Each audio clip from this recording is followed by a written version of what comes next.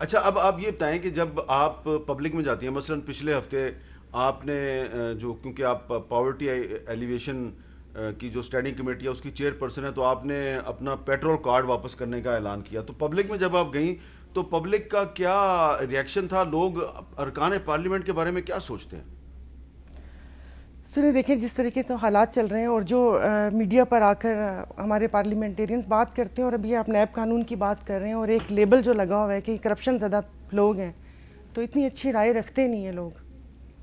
آپ اگر ابھی نیب کی بھی بات کر رہے تھے تو یہ سب یہ چل رہا ہے، تو مجھے اس بات کی سمجھ نہیں آتی کہ احتساب کیوں نہیں ہونا چاہیے.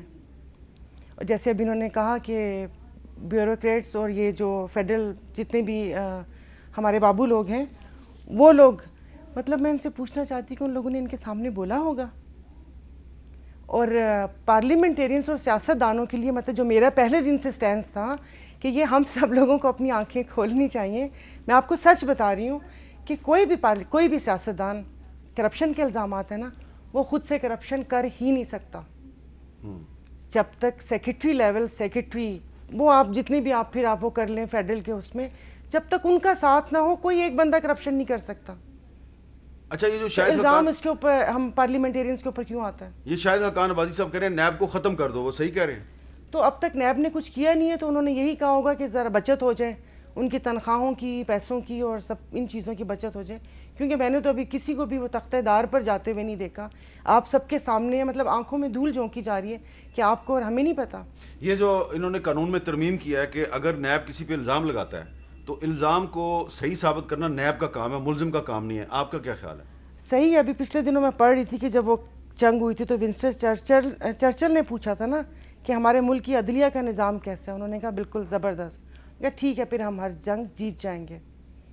تو آپ کا خیال ہے کہ یہ الزام کو درست ثابت کرنا نیب کا کام ہے؟ نیب کا تو کام، اگر وہ کیس بنا کے عدالتوں میں بھیجتی ہے تو پھر آگے حالات آپ کو پتہ ہی ہیں کہ کیا ہوتے ہیں.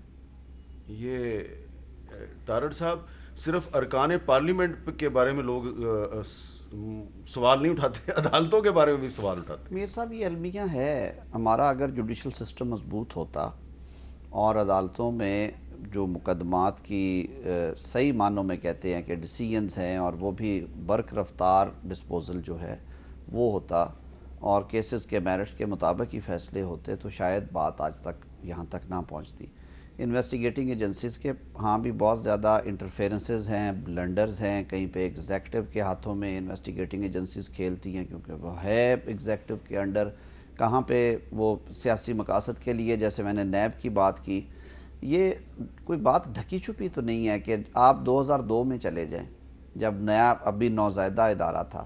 تو میر صاحب، آپ نے تو اپنی آنکھوں سے دیکھا ہوا ہے کہ پاکستان پیپلز پارٹی پیٹریاٹ کس محکمے نے بنائی تھی؟ وہ نیب نے بنائی تھی. اور ان کے بارے میں کہا جاتا تھا یہ نیب زدہ لوگ نیب ہیں. زدہ لوگ ہیں، اور جو نیب زدہ ہوتے تھے پہلے انہیں نیب کے حکومت خانے میں لے جایا جاتا تھا، چاہے وہ فیصل صالح یاد صاحب ہوں، چاہے وہ راؤ سکندر صاحب ہیں. میں نام لے کے باتیں کر رہا ہوں. اور وہی لوگ 2 ماہ بعد ان کو وہاں سے نکال کے تو پارلیمنٹ میں لایا گیا، پیپلز پارٹی پیٹریاٹ بنوائی گئی اور جمالی صاحب کو وزیر اعظم بنوایا گیا. تو یہ انسٹیٹیوشنز، میں تو کل میں نے سینٹ میں یہ بات کی ہے کہ غلطیاں ہوئی ہیں، ہم مانتے ہیں. مسلم لیگ نون اور پیپلز پارٹی کی حکومت سے بھی غلطیاں ہوئی ہیں، انہوں نے قانون چینج نہیں کیا.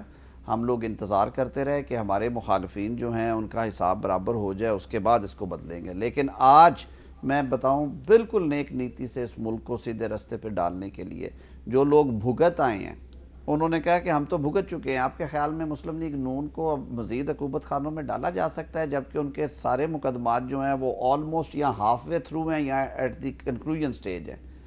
جیلیں وہ کاٹ چکے ہیں، ضمانتوں پہ وہ ہیں، ان کی ضمانتوں میں کچا چٹھا کوٹے نکال چکی ہیں، لکھ چکی ہیں کہ اس کیس میں کچھ نہیں ہے. میاں شہباز شریف جن کے بارے میں بات کی جاتی ہے، 5 جج صاحبان نے لاہور ہائی کورٹ کے، کیونکہ کانفلکٹ آف اوپینین 2 ججز میں ہو گیا تھا، پھر 3 ججز کے فل بینچ میں معاملہ گیا.